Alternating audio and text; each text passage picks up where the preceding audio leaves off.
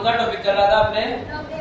लोक देवता। और लोक देवता में अपन ने सबसे पहले बात की थी पंचवीरों की, उसके बाद बात की तेजा जी की, और फिर लास्ट में बात की थी अपन ने देवनारायण जी की। आगे जो लोक देवता है वो है अपने कल्लाजी राठौड़। कौन है भाई? कल्लाजी राठौड़। देखो पहले अपन चर्चा करेंगे कल्लाजी राठौड़ के सामान्य जीवन परिचय की। देखो जो इनका जन्म है, जन्म हुआ था 1544 में। कब हुआ था? 1544 में। गांव था सामियाना गांव। कौन सा गांव? सामियाना गांव। और ये पड़ता है अपने मेड़ता में। कहाँ पर पड़ता है भाई?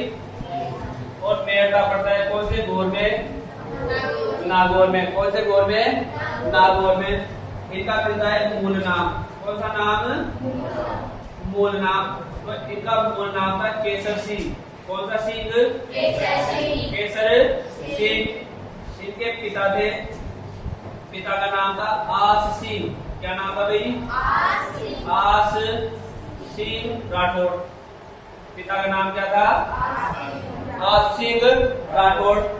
इनकी माता थी, माता का नाम मिलता है श्वेत कंवर। कौन सी कंवर? श्वेत कंवर। और इनकी थी एक मंगेतर। कौन थी?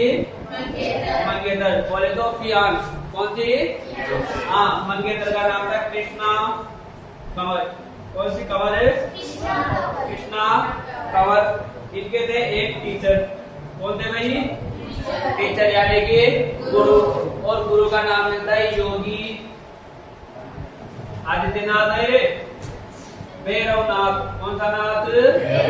हाँ, गुरु का नाम क्या था? योगी भैरवनाथ। इनके थे चाचा, चाचा का नाम मिलता है जेमल। कौन सा मल? मेड़तिया। कौन थे भाई इनके चाचा? जेमल मेड़तिया। और इनकी थी बुआ। कौन थी? और बुआ थी बाई मीरा बाई। कौन सी बाई? मीरा बाई। देखो कल्लाजी राठौड़, इनके मिलते हैं कुछ उपनाम। कौन से नाम? उपनाम। सबसे पहले इन्हें कहा जाता है शेष नाग का अवतार। किसका अवतार? शेष नाग का अवतार। इन्हें कहा जाता है चार हाथों वाले देवता। क्या कहा जाता है? चार हाथों वाले लोक देवता। इन्हें कहा जाता है दो सिर वाले। कितने सिर वाले? दो सिर वाले लोक देवता। इसके अलावा इन्हें कहा जाता है केहर। क्या कहा जाता है? केहर।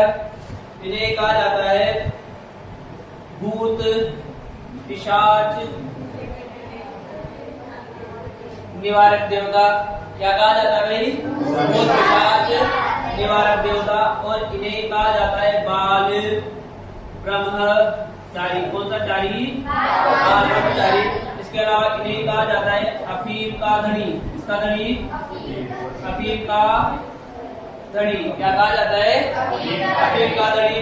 इसी के अलावा इन्हें कहा जाता है भाती खत्री। क्या कहा जाता है? भाती खत्री या भाती छत्री। और इनको ही कहा जाता है वीर नायक। क्या कहा जाता है भाई?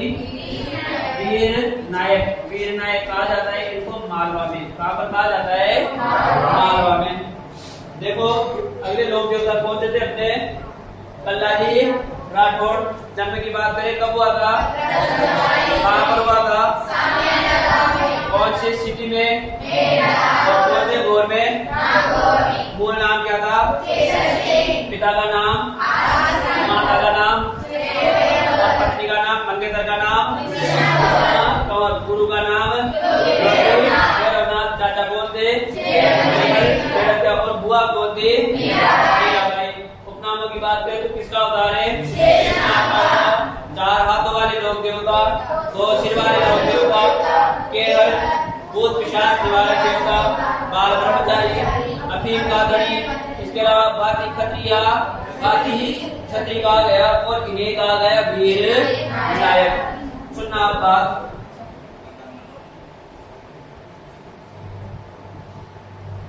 सन था 1567 और 68 की, कब की बात है?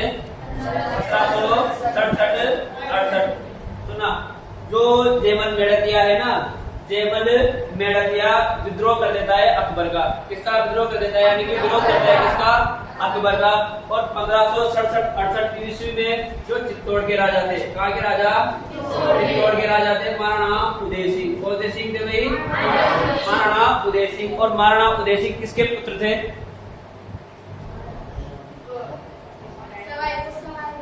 सवाई भोज के।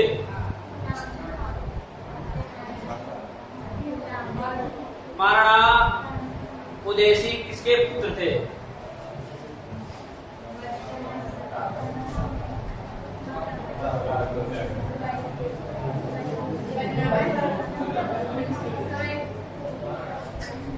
अरे मैं महाराणा उदय सिंह की बात कर रहा हूँ, देवनारायण जी की बात नहीं कर रहा हूँ। राणा सागा कौन थे? राणा सागा। और महाराणा उदय सिंह के बेटे कौन थे? महाराणा प्रताप। सुनना आप देखो, चित्तौड़ के राजा कौन थे? महाराणा उदय सिंह। उदय सिंह के समय मुगल बादशाह कौन था भाई? अकबर। यानी कि अकबर, उदय सिंह और महाराणा प्रताप के क्या था? समकालीन था। तो अकबर का विरोध कर देता है कौन? जेमल मेड़तिया। तो अकबर मारने के लिए जाता है किसे? जेमल मेड़तिया को जाता है। तो जेमल मेड़तिया अपने भतीजे कल्लाजी राठौड़ के साथ आ जाते हैं किसकी शरण में? उदय सिंह की शरण में। अब बताओ, अकबर मारना चाहता था किसको? जेमल मेड़तिया को। और जेमल मेड़तिया ने शरण ले ली किसके पास? उदय सिंह के पास। तो उदय महाराणा ये अकबर उदय सिंह से कहता है कि आप मुझे क्या करो, जेमल मेड़तिया सौंप दो, मैं आपके राज्य को किसी प्रकार की कोई क्षति नहीं पहुंचाऊंगा। तो उदय सिंह साफ साफ इनकार कर देता है कि ये मेरे क्या है? शरणार्थी है और इनकी जो जान बचाना है ना, वो मेरी जिम्मेदारी है। तो फिर अकबर आक्रमण करता है किसके ऊपर? चित्तौड़गढ़ के ऊपर। सन कौन सा था? 1567 और 68 में घेरा डालता है और 68 में क्या होता है? वहां पर लड़ाई स्टार्ट होती है। उदय सिंह चित्तौड़गढ़ का कार्यभार जेमल मेड़तिया और पत्ता सिसोदिया को छोड़कर दूसरी तरफ चले जाते हैं। अब एक दिन क्या कर रहा था? ये चित्तौड़गढ़ की क्या होती है? दीवारें होती है। यानी कि चित्तौड़गढ़ के चारों तरफ क्या बना हुआ है? परकोटा बना हुआ है। अकबर क्या करता है? इसके चारों ओर क्या बिछा देता है? तोपे बिछा देता है। क्या बिछा देता है भाई? तोपे बिछा देता है। अब तोपे बिछाने के बाद उस पर आक्रमण करता है और ये दीवारें क्या हो जाती है? टूट जाती है। लेकिन इन दीवारों को सही करने की, रिपेयर करने की जिम्मेदारी किसकी थी? जेमल मेड़तिया और पत्ता सिंह सिसोदिया की थी। तो वे क्या करते? जैसे अकबर ने सुबह बारूद चलाया, वो दीवारें नष्ट हो गई, तो ये क्या करते? सेना को लेकर आते और उन दीवारों को क्या कर देते थे? हाथों हाथ रिपेयर कर देते थे। एक दिन जेमल मेड़तिया क्या कर रहा था? उन दीवारों का निरीक्षण कर रहा था। क्या कर रहा था भाई? निरीक्षण कर रहा था। इधर अकबर ने चित्तौड़गढ़ के बराबर क्या बनाया था? एक चबूतरा बनाया था। क्या बनाया था भाई? एक चबूतरा बनाया गया, जिसे क्या कहा जाता है? मोहर मगरी। क्या कहा गया भाई? मोहर मगरी का निर्माण करवाया। यानी कि ऐसा कहा जाता है, जब इस मोहर मगरी का निर्माण चल रहा था ना, तो अकबर ने प्रत्येक जो श्रमिक था उसे एक एक तगारी के बदले एक एक स्वर्ण मुद्रा दी थी। क्या दी थी भाई? एक एक तगारी के बदले एक एक सोने की मोहर दी थी। इसलिए इसे क्या कहा गया? मोहर मगरी कहा गया। तो जेमल मेड़तिया उस दीवार का निरीक्षण कर रहे थे। अकबर को दिखा कि जेमल मेड़तिया दीवार पर है, तो अकबर क्या चलाता है? बंदूक चलाता है। और बंदूक का नाम था संग्राम सिंह। क्या नाम था?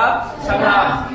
तो उससे जेमल मेड़तिया के पैर में क्या लग जाती है? गोली लग जाती है और जेमल मेड़तिया घायल हो जाते हैं। क्या हो जाते हैं भाई? घायल हो जाते हैं। फिर अकबर आक्रमण करता है किसके ऊपर? चित्तौड़ के किले पर। तब जो अपने कल्लाजी राठौड़ है ना, इनके चाचा तो क्या थे?